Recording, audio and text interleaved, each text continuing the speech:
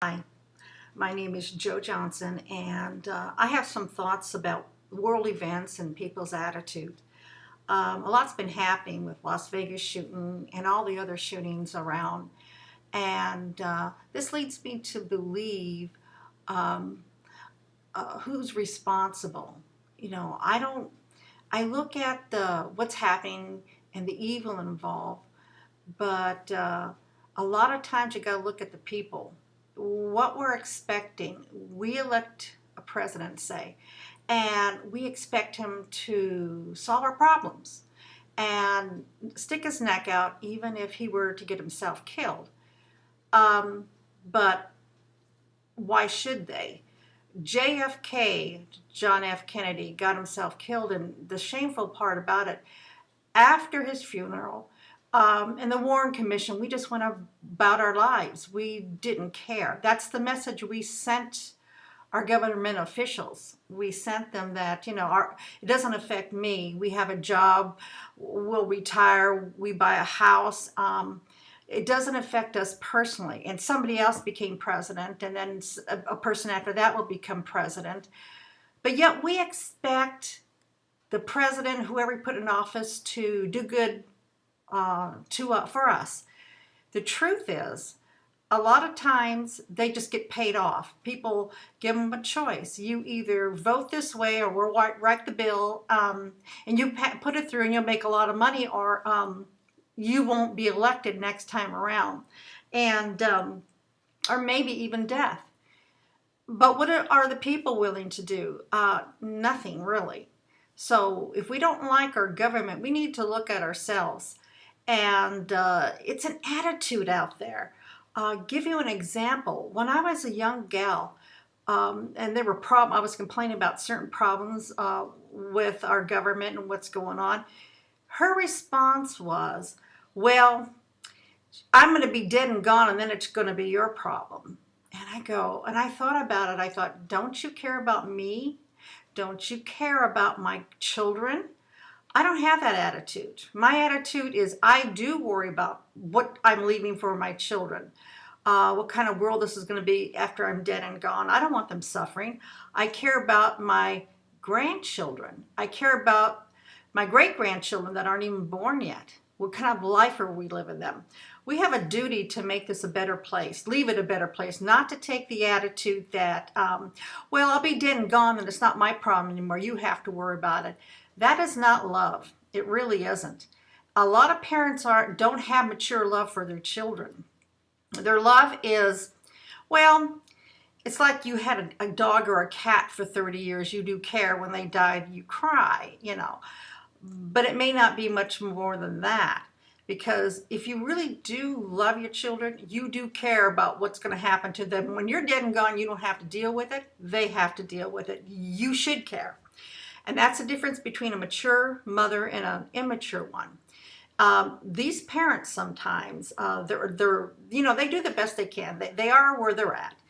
And some of these parents, especially women, are so selfish. They're so lonely, because women are social creatures. They won't care if their kid lives with them forever and never gets married. They don't care, because they're lonely, and that child serves a purpose.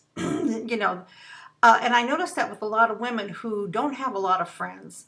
And women need a lot of friends. They don't need just their husbands. They need girlfriends. They actually make their kids, or one kid, dependent on them, because that person is going to be like a friend to them forever.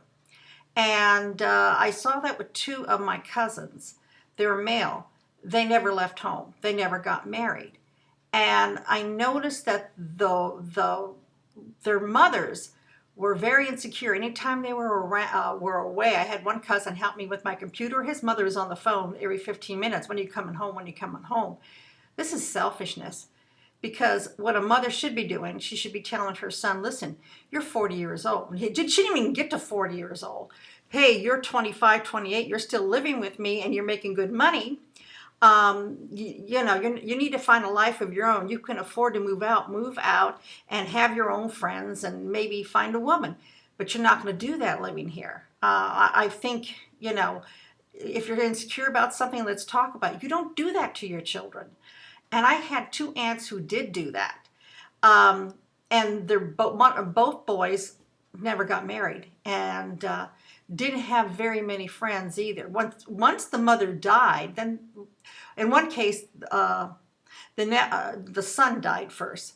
The other case, he's still alive and he's an emotional wreck. But I've seen that with a lot of adults.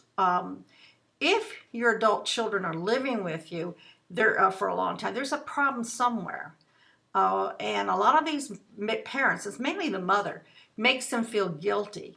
It's like, you can't move out because you owe me. Look what I've done for you.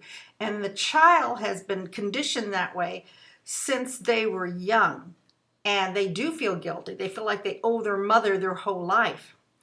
And then the mother's gone, then the child's by themselves. The reason why I brought this up is because it's a selfish attitude. The same selfish attitude we have when we say, that's not going to be my problem. I'll be dead and gone. The next generation will have to deal with it. On the same level. Also, I'm going to use another example. There was a man who wrote a book called The Diary, I think, of an Economical Hitman.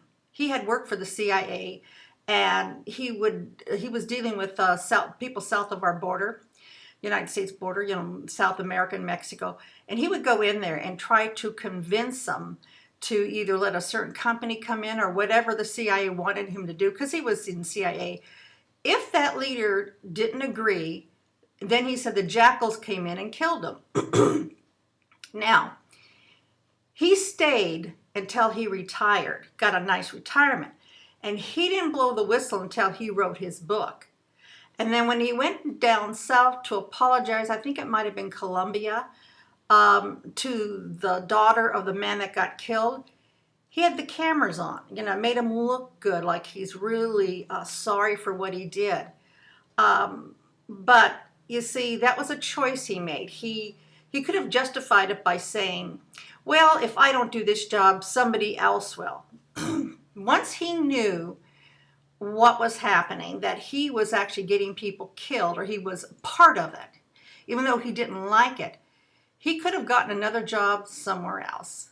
But he didn't.